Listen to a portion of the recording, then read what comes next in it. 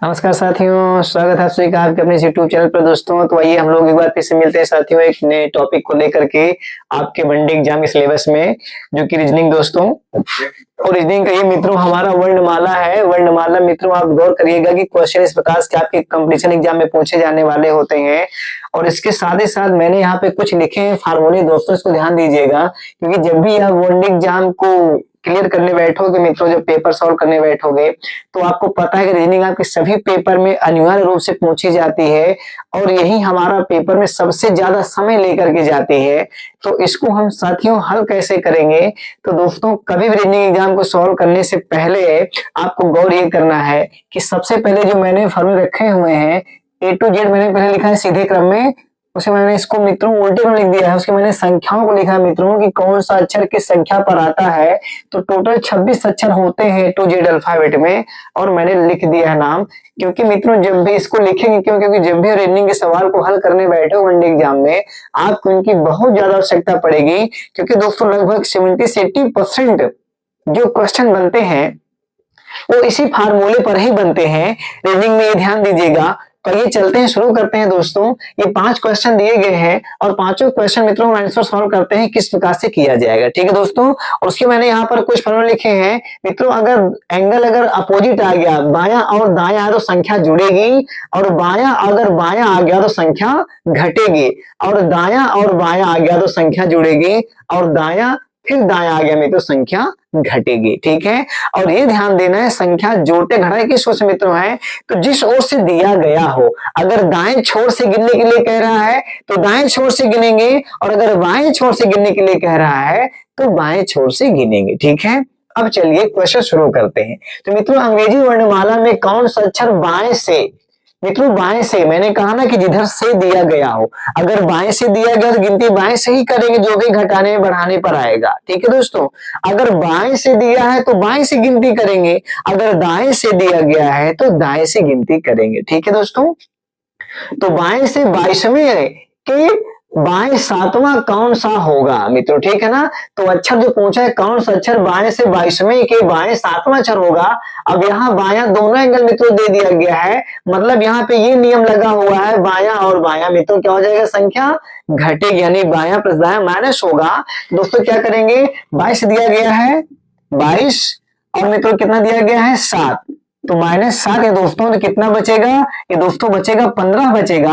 अब हमें बाएं से 15वें अक्षर में जाना है मित्रों। तो बायां हमारा ये एंगल हो गया और दायां हमारा ये एंगल हो गया मित्रों। जब बाएं से गिनेंगे तो ए से शुरू करेंगे, और जब भी दाएं से गिनेंगे तो जेड से शुरू करेंगे, ये हमें ध्यान देना है बस, ठीक है मित्रों। तो बाएं से पूछा तो 15वां अक्षर मित्रों बचे घटने पर, तो हमें 15वां अक्षर मित्रों कौन सा होगा, देखिए तो मैंने लिख रखा है। मैंने कहा ना कि समय बचाने के लिए आपको फॉर्मूला लिख लोगे दोस्तों, तो बहुत जल्दी चुटकी मित्रों क्वेश्चन को हल कर लोगे, ठीक है। तो मित्रों 15वां अक्षर कौन सा आ रहा है, हमारा ओ आ रहा है, ठीक है। कौन सा आ रहा है, ओ आ रहा है। इसमें मित्रों कौन सा ओ है, तो मित्रों हमारा तीसरा विकल्प ओ है, और ये हमारा राइट आंसर साथियों हो जाएगा। तो इसके 22वें यानी कि बाएं से 22वें के बाएं 7वां अक्षर मित्रों हमारा कौन सा होगा, ओ हो जाएगा इसका राइट आंसर। दोस्तों फार्मूला बस ध्यान देते रहिएगा और क्वेश्चन बहुत आसानी से आप हल कर लोगे। अब साथियों दूसरे क्वेश्चन में चलते हैं। बाएं से 7वें और दाएं से 8वें अक्षर के बीच कौन सा अक्षर होगा। यहाँ दोस्तों बीच में पूछा है, मध्य के अक्षर को पूछा है, किधर से, बाएं से 7वें के और दाएं से 8वें अक्षर के बीच में। तो दोस्तों पहले हम बाएं से 7वें चलते हैं। तो मित्रों बाएं से 7वां हमारा कौन सा हो रहा है, जी हो रहा है, यहां टिक लगा लीजिए दोस्तों। उसके बाद प्यारे साथियों दाएं से 8वां अक्षर कौन सा मित्रों हो रहा है, तो 1 2 3 4 5 6 7 और 8 दोस्तों हमारा यस हो रहा है 8वां अक्षर दाएं से।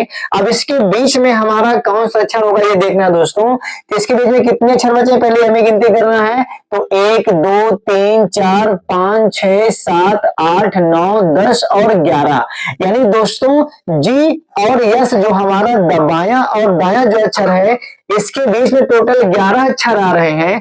अब जब 11 को हम 2 बराबर भागों में बांटेंगे दोस्तों, तो 5-5 हिस्सों में बट जाएंगे, और एक हमारा अक्षर बीच में आएगा, रह जाएगा, वो किसी हिस्से में नहीं जा पाएगा, और दोस्तों वही हमारा राइट आंसर हो जाएगा। तो जरा देखते हैं कि ये जो बचे हुए 11 बीच में अक्षर जो आ रहे हैं, जिसको 2 बराबर भागों में बांटेंगे तो बीच में कौन सा अक्षर हमारा आ रहा है दोस्तों। तो इधर से 1 2 3 4 5 हमारा यन हो गया पांचवा मित्रों, इसका दोस्तों हो जाएगा 1 2 3 4 5 और यन हो गया पांचवा। ठीक है दोस्तों, अब बीच में क्या हमारा बचा है, तो यल और यन के बीच मित्रों हमारा यम बचा है, यानी दोस्तों इसके बीच का जो मध्य का अक्षर होगा वो हमारा यम होगा। अतः दोस्तों इसका राइट आंसर हमारा इसमें पहले विकल्प में दिया गया है 2 से के, तो दोस्तों हमारा यम 2 से क्वेश्चन का राइट आंसर हो जाएगा, यानी बाएं से सातवें दाएं से आठवें अक्षर के बीच में हमारा यम व्यवस्थित होगा। ठीक है, अब आइए तीसरे क्वेश्चन देख लेते हैं दोस्तों।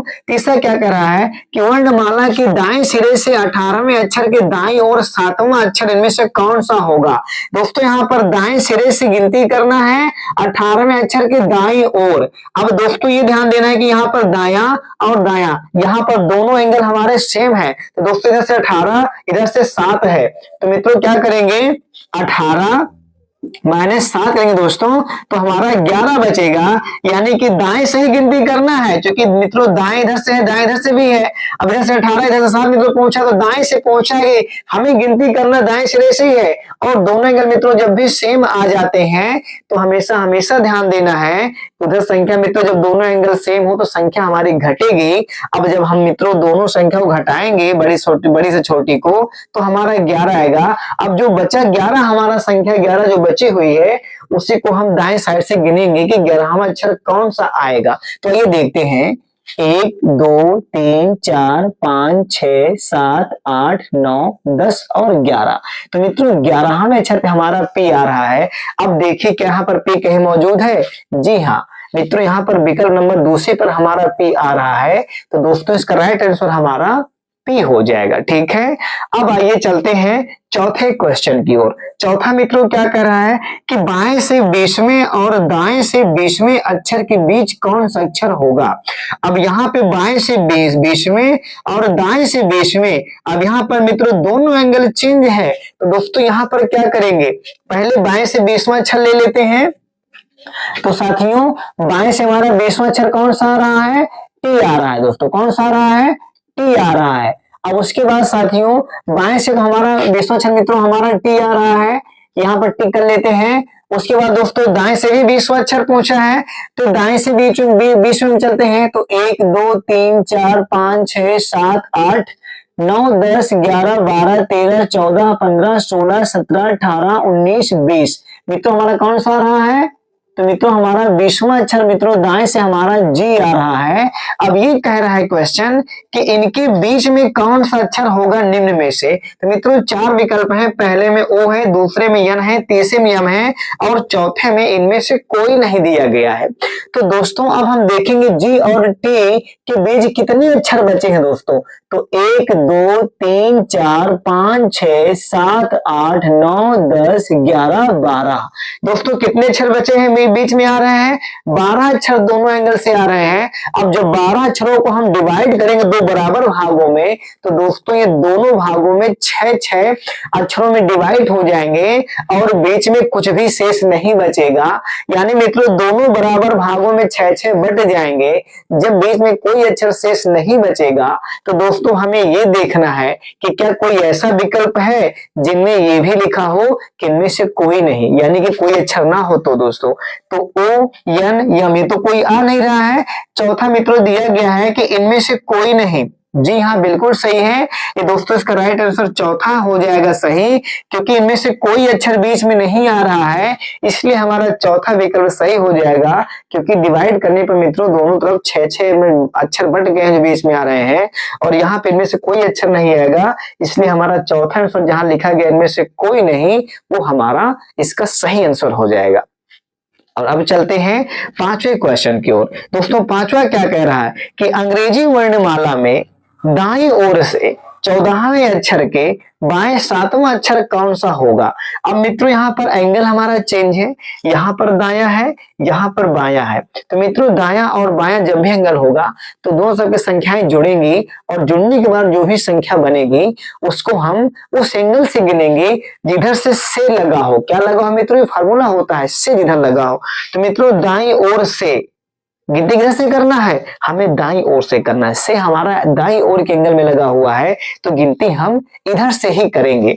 अब हमें दाईं ओर से गिनती करना मित्रों, तो 14वें अक्षर के बाएं 7वां। तो दोस्तों 14 और 7 मित्रों जब जोड़ेंगे तो 21 होगा दोस्तों, ठीक है। अब जब जोड़ेंगे तो हमारा 21 होगा, यानी दोस्तों टोटल 21 अक्षर आ रहा है, 21 आ रहा है संख्या। अब हमें दाएं ओर से 21वें अक्षर में चलना है, तो चलिए चलते हैं।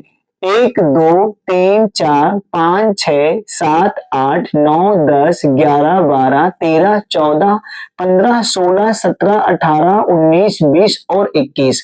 दोस्तों 21वें पर हमारा यफ आ रहा है, तो देखिए जरा यफ कहीं किसी विकल्प में है क्या? जी हाँ, यह हमारा तीसरे विकल्प में है।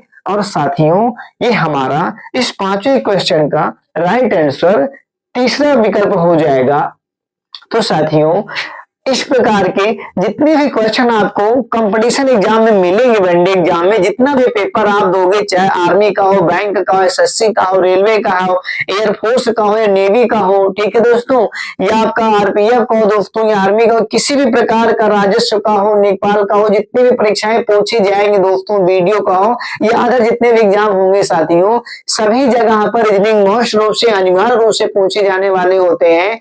और इस प्रकार से क्वेश्चन मित्रों सबसे ज्यादा पूछे जाते हैं। तो आशा है कि आज मित्रों आपको यह वीडियो समझ में आया होगा और इस टॉपिक पे जितने भी क्वेश्चन बनते हैं आप कम से कम आज समझ में आएगा दोस्तों, कर लोगे। तो अगर हमारा वीडियो आपको दोस्तों पसंद आया हो, अच्छा लगा हो, तो अपने मित्रों के साथ लाइक करिएगा, कमेंट करिएगा और दोस्तों हमारे चैनल को सब्सक्राइब करिएगा। और इसी प्रकार से आपके लिए हम एक नए टॉपिक को लेकर एक नए वीडियो मिलेंगे, तब तक के लिए नमस्कार।